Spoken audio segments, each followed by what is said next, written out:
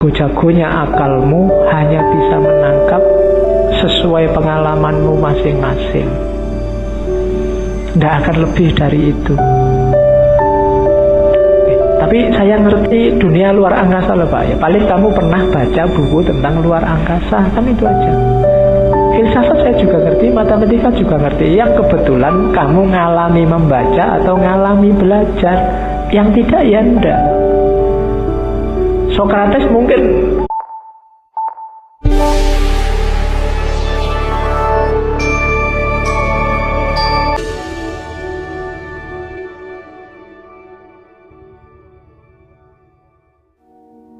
Assalamualaikum warahmatullahi wabarakatuh.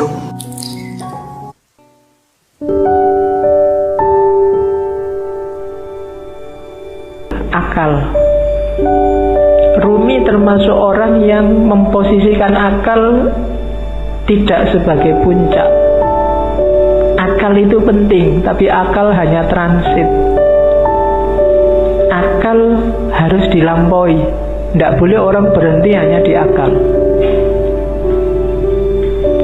Di Masnawi itu ada cerita yang mungkin sering dikutip orang. Cerita ahli bahasa dan tukang perahu. Jadi ada ahli bahasa naik perahu sama tukang perahunya. Sambil naik perahu terus ngobrol. Mas, tukang perahu, sampean ngerti nggak kalimat majemuk itu apa? Nggak ngerti Pak. Sampean sudah tua kalimat majemuk aja nggak ngerti. Rugi sampean hidup itu.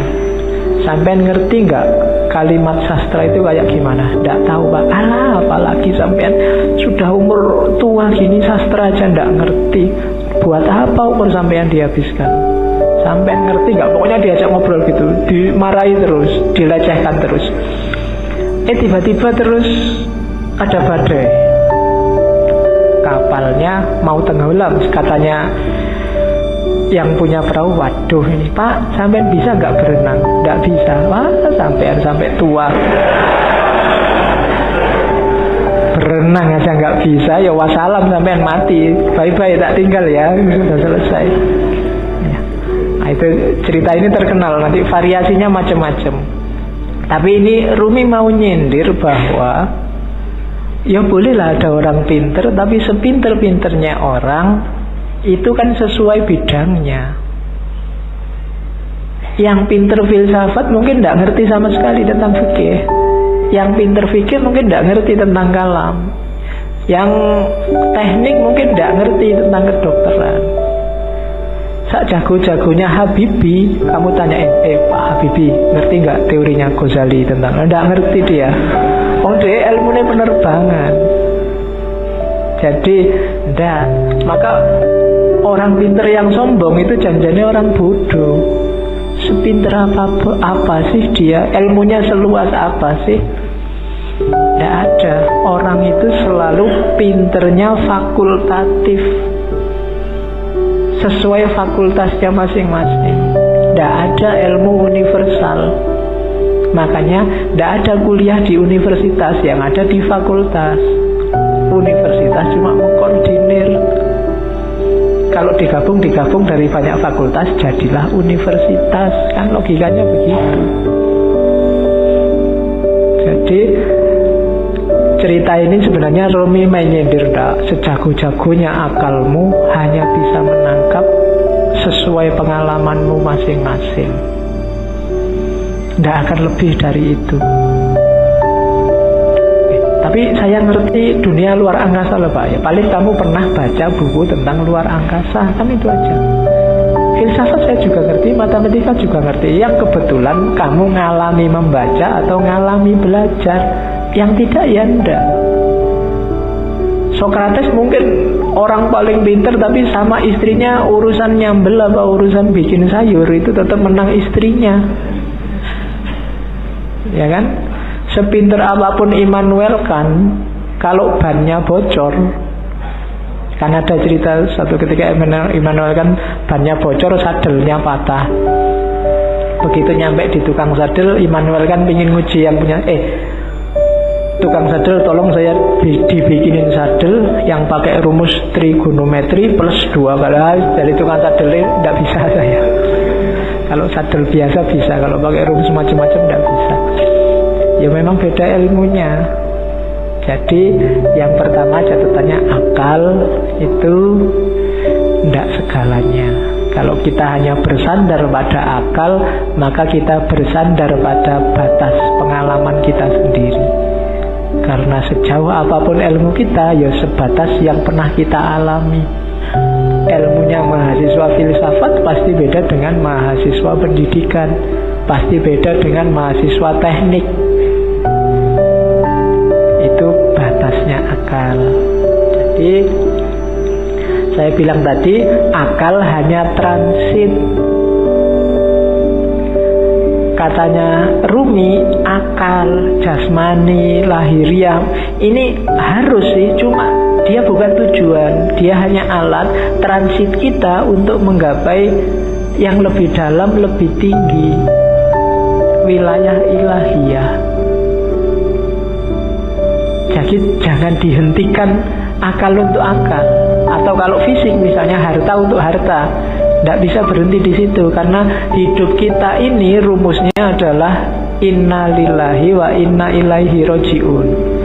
Dari Allah dan sekarang sedang berjalan menuju Allah lagi. Maka apapun pengalaman kalian punya, apapun ngerti ilmu apapun, punya harta apapun, punya kebisaan apapun, harus dalam rangka mendukung berjalan semakin dekat pada ilaihi roji'un. Termasuk akal. Kita dikasih Allah akal, panca indera, itu sebagai sangu untuk ilaihi roji'un. Jangan sampai tersesat. Bahkan Allah saking sayangnya sama kita, gak cuma itu, kita dikasih buku pedomannya langsung, namanya kitab suci. Enggak itu juga, karena khawatirnya kita enggak mau baca, kita dikasih nabi juga, dikasih rasul juga. Dalam rangka apa? Biar langkah kita ilaihi roji'un ini pas, enggak keliru. Maka katanya Rumi, akal kita, panca indera kita, apapun yang kita bisa, yang kita miliki, ini harus jadi jalan, harus kita lampaui menuju ilaihi roji'un tadi, dalam rangka bertemu dan berjumpa sama Allah. Kalau enggak, berarti satu di antara dua. Kalau bukan kesia-siaan yang nanti kita sesali, mungkin juga ketersesatan. Sia-sia itu tidak ada gunanya, kita tuas capek. Tersesat itu kita nyeleweng, jalurnya tidak ilaihi roji'un. Kalau Al-Quran bilang yang bisa ilaihi roji'un itu nafas mutmainnah. Ya ayyatuhan nafsul mutmainnah, jiwa yang tenang. Maka tugas kita di dunia ini bikin nafas kita mutmainnah, biar nanti bisa ilaihi roji'un, bisa kembali dengan mulus, dengan lancar pada Allah. Nah itu akal. Jadi termasuk ngaji ini ya. Ngaji ini tidak boleh bikin semakin jauh dari Allah. Harus bikin paling tidak selangkah kecil lebih dekat sama Allah. Kalau enggak, mending kamu tidak usah ngaji. Kalau ada yang, Pak, saya tuh ngaji filsafat terus jadi nggak yakin Allah itu ada apa enggak,